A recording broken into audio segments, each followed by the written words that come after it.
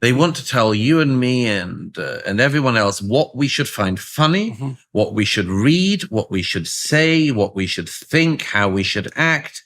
And in my mind, it's an invitation which I decline. But in that case, these people who are so prim, so unfunny, so tediously repressive in everything they do, don't stand a chance in the long run. Yeah. If 10 comedians can take down 1 million social justice activists, and I reckon they can, then I'd bet long on the comedians. Okay, so I'm curious about something. You made a comment earlier about the fact that your more natural presumption now is to assume that cowardice will be the order of the day. Yes. Okay, so there's something about you that's always struck me. And now you talked about a pattern through your life of going farther and going places that challenged you. Yep. And you talked about the fact that you have seen cowardice as the order of the day, especially that willingness to stay silent. Yeah. Okay, you're not one of those people. Do you, as far as I can tell, do you know why? And is it tied into that proclivity? Is it tied somehow into that proclivity to push? Well, naturally, I don't think of myself as a particularly brave person. There's lots of people I know who I do think of as brave, but I've always wanted to make sure I didn't not say what I saw. I mean, that's why. It would be so embarrassing, humiliating, self-humiliating. I couldn't live with myself if I. Yeah, but I don't think anybody can live with themselves if they fail to do that. It may be that people don't know that so explicitly. Right. Like my experience has been that everyone who remains silent when they have something to say pays for it. Oh, right. Well, so somebody said to me years ago that they thought that what motivated me was I have a very low tolerance threshold for lies. I just don't like them. I hate being told them. And particularly big lies on sort of let's all pretend that we now agree to this thing today that we didn't agree to yesterday. I can't do it. I just won't do it. And I suppose one of the things that also motivates that is that the people I liked and the people I admire are like that. And I mean, actually somebody said something interesting. I think it was my 40th birthday that said, "Are you aware you've surrounded yourself with courageous people?" And I said, I wasn't actually, but actually it was true. Around the table, there were some people like Ayan, a friend of mine who was very brave in the conflict in Northern Ireland, and other people, academics I know who I like, who I think are, brave. And I actually hadn't particularly noticed it, but it's true. Now, there's two lessons I took from that. One is, I just like courageous people. I like people who say what they think. And they're much more fun, of course, and they're much better friends, and you have a much better time, and you actually get somewhere because you don't have to all lie to each other and all that sort of thing. Yeah. You actually get to somewhere in the discussion, and that's a pretty good idea. The second thing is probably I thought actually maybe it is deliberate because I probably recognized rightly, I think, that if you surround yourself or near courageous people, it's more likely you'll be courageous yourself. So, for instance, sometimes people say, well, if you said this thing and everyone hates you for it. And I genuinely say, I don't care. Now, why do I not care? Because I only care about a small number of people whose opinion I care for. And I don't understand why anyone cares about the opprobrium of millions. If you have 3 people who you admire and who admire you, and you're fine. So let me ask you about that admiration, So I've thought a lot about admiration, because I think admiration is it's a manifestation of the religious instinct. Yeah. So because to admire someone is, if you admire them enough, you're awestruck in their presence. Yeah. That would be the ultimate manifestation of admiration.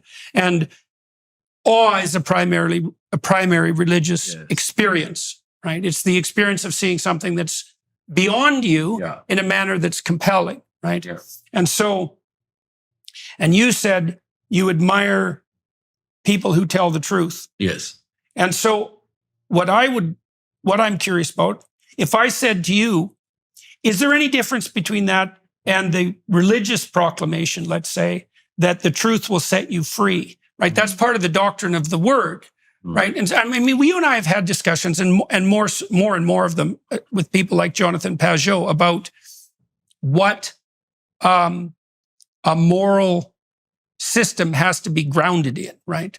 And the humanist types, we sort of began our conversation today with this, the humanist types think that you can ground morality in something like a system of facts. And see, I don't think that's true. And I think it's actually technically untrue. I think that we ground morality in something like, God, it's something like the religious instinct. And I am trying to figure that out technically. Like, certainly one of the things that orients you morally is the sense of admiration. Yes. Well, then you might ask yourself, what provokes admiration appropriately and naturally? Yes. And we could say, well, courage does. Courage does. Definitely courage does, right? Should. And then, should, yes. But I think it almost invariably does. Like, yes, even, you have to work really hard, as we are in our age, to discourage people from admiring courage. Right. Well, and you even see among bad guys, let's say, like if you look at mafioso movies, I mean, the mafioso villain types are at least courageous.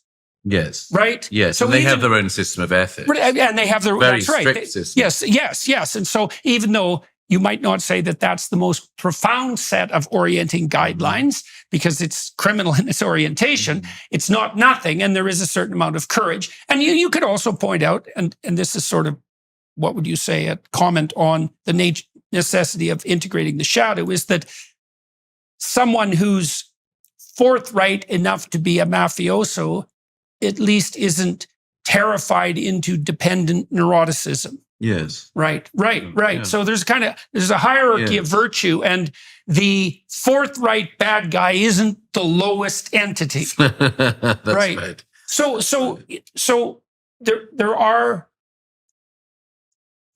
valid markers for admiration, right? Courage. I think brotherhood in some sense is also, that's something you also alluded to. You know, you said that you noticed that you had aggregated around you people who were willing to speak their minds. And I think the reason for that likely is that if you speak your mind and you pay the price and you reap the benefits of that, pay the price for that, reap the benefits, other people who've done that notice, and you find them and they find you. Yeah, I mean, that's happened as I've risen to notoriety. Yeah. And so, and that's also a huge reward. Yes, right? Absolutely. So is the opportunity to meet people in different spheres who've done great things.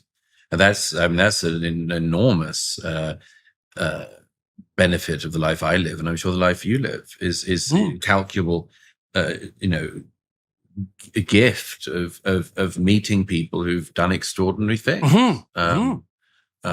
And from a bewildering array of backgrounds, you know, I mean, it's like, I don't know, among our circle of people who we know and are friends with, I think there's nothing they have in common other than probably a similar desire to say the truth as they see it, to do so in the face of whatever comes their way. And that might be Yeonmi Park, or it might be Jonathan Pageau. It might be, right. There's no commonality of background experience. And by the way, then that's one of the things I would say, as it were, to encourage people is that in that case, like, you can do it too. Yeah, right. And you know, I one of the reasons I'm sort of rather actually optimistic about the next generation coming along in America and in the Western democracies in general is that I think the smarter ones, and I'm sure you see this all the time, the smarter ones have all seen through the dogma of the day, and they don't like it. And although there are these sorts of prim, censorious, you know, tittle-tattle, telltale people in their 20s and some pathetic people in their 30s and 40s and so on, nevertheless, the people coming up in their teens and early 20s now have seen through those people. They don't like them. They're right not to like them. And so actually, that's why they look to people like Joe Rogan. Right. And they're right to look. They are. Because here's somebody who's very successful, very funny, very smart, very tough, lives the life he wants to live. As you know, if you go to Joe's studio, it's pretty much what at the age of about 15 you thought you'd do if you got some cash. And that's pretty great. I mean, and I think that the more that happens, the more people see that there's a way through. The more we'll have this sort of aggregator effect. Okay, so let me ask you this then. You said that you can't, for one reason or another, you can't, or you have decided not to abide lies. Mm-hmm. And so I would ask you, to what degree has the adventure of your life, that's a good way of thinking about it, been a consequence of exactly that? So I've been let me. I've started to understand. You tell me what you think of this. So you can use language two ways. You can either decide what you want from someone before you talk to them, and then you can craft every word that you utter in order to extract that. Mm-hmm. That's instrumental use of language. Mm-hmm. I've talked to lots of journalists who do that. For sure. Or you can just sit down and you can say what you think and see what happens. And those are very, very, now this is what Rogan does is in his interviews. He just says what he thinks and he sees what happens. Now, the advantage to the former strategy is that in principle, you get what you want. Mm-hmm. But the disadvantage is, well, you might have to manipulate people and they'll catch on to that. And the second and more profound disadvantage is, what the hell do you know about what you want? It's not like you're transparent to yourself. Yes. And so you might have some bloody scheme that you think you're seeing through and you might manipulate to get it, but that doesn't mean it'll be good for you when you get it. And so you could contrast that instead with a different proposition, which is, and I think this is a correct proposition. And I think it's maybe the fundamental religious proposition, possibly, is that whatever happens, if you are acting in accordance with the truth, is the best thing that could have possibly happened, regardless of how it seems to you at the time. Yes. And so that's a dubious proposition, but here's one that's not so dubious, I think, although I do think it's true.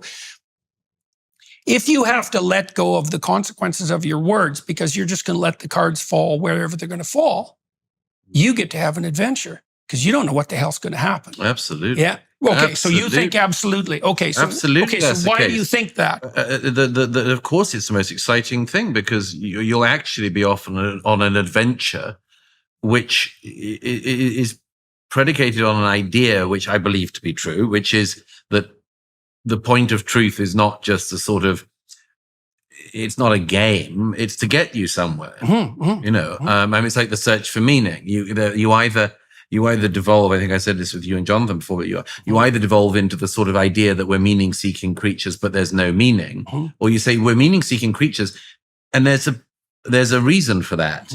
And the reason is, it's because we're hoping to get somewhere. To that center that I talked about. It's like you hope. That's the same as the center of the maze. Of the maze. Exactly. It's the same thing. You hope that if you it sounds like Václav Havel, but I mean, if you tread in truth, if you follow your instinct towards truth, you're bound to make some missteps. You're bound to get some things wrong, as everybody does. But the orientation of where you're going to is correct. Mm-hmm.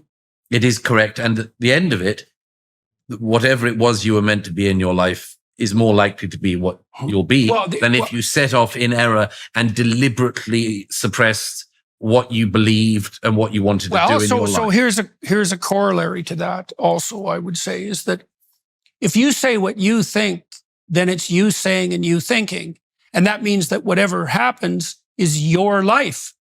Yes. But if you engage in falsehood, then I think you're the devil's puppet fundamentally. Yes. And the reason I think that is because if you're engaging in falsehood, then whatever it is that you're saying and thinking, it isn't you by definition, because it's not what you think. And you can tease that out of people, rather like Theodore Dalrymple did with those prisoners. You can tease it out with people, which is why people like Joe are so interesting in comedy. Because my late friend Clive James had this beautiful saying. He wrote somewhere. He said, common sense and humor are the same thing moving at different speeds. Humor is just common sense dancing. Now, I love this quote, and one of the things that's so suggestive about it is that a comedian, or indeed anyone, any of us who tell a joke, if it's a good joke, irrespective of whether or not it's offensive to some person, people laugh. And the laughter is the recognition that what has happened is real. Real. You bet. It's reality dancing. It's reality riffing on itself at a higher speed and transcending itself. Absolutely. And one of the greatest things, why I'm very confident that if you have enough comedians in our society who are good, we might get out of this. Because those are the 10 good men in Sodom, by the way. Absolutely right. Who dare to tell the truth. Exactly. The fact that at our age might need to rely on comedians will tell us something about our age. But nevertheless, if you make somebody laugh about the thing, they recognize it and they laugh.